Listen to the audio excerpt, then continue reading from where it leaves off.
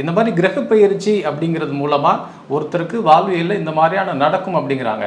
ஆனால் previous இயர்ஸை compare பண்ணி பார்க்குறப்ப அப்படிலாம் ஒன்று நடக்கிறது இல்லையே அப்படிங்கிற கேள்வி வருது இல்லையா? கண்டிப்பாங்க. ஏன்னா நானுமே இந்த பொது பலன்களையும் பெயர்ச்சிகளையும் ஆதரிக்கக்கூடிய ஒரு ஜோதிடர் கிடையாதுங்க, ரைட்டுங்களா? ஏன்னா நிறைய என்னோட வீடியோஸ் எடுத்து பார்த்தா நான் ஏதோ ஒரு ஸ்பெசிஃபிகேஷன் போட்டு தான் உங்களுக்கு சொல்லியிருப்பேனே தவிர சனி பெயர்ச்சி, குரு பெயர்ச்சி, ராகு கேது பெயர்ச்சி இந்த வருஷம் வருது, இந்த ராசிகளுக்கு இந்த மாதிரி ஒரு இம்பாக்ட் கொடுக்கும், இந்த மாதிரியான தொந்தரவுகள் கொடுக்கும், இது ரொம்ப சூப்பராக இருக்குங்கிறது நான் ஒரு ஃபேக் ப்ராமிஸ் கொடுத்ததே கிடையாது, ரைட்டுங்களா? எனக்கு அதில் ஆர்வமும் இல்லை. ஒரு பெயர்ச்சி, ஒரு டிரான்சிட், ஒரு கிரகத்தோட உங்களுக்கு டிரான்சிட், ஒரு மாற்றம் அப்படிங்கிறது நம்மளோட மனிதனோட வாழ்க்கையில் இம்பேக்ட் பண்ணுதுன்னா இம்பேக்ட் பண்ணும், கண்டிப்பாக பண்ணும். எப்படின்னா உங்களோட சுயஜாதக அமைப்பில் அது இம்பேக்ட் பண்ணுங்க.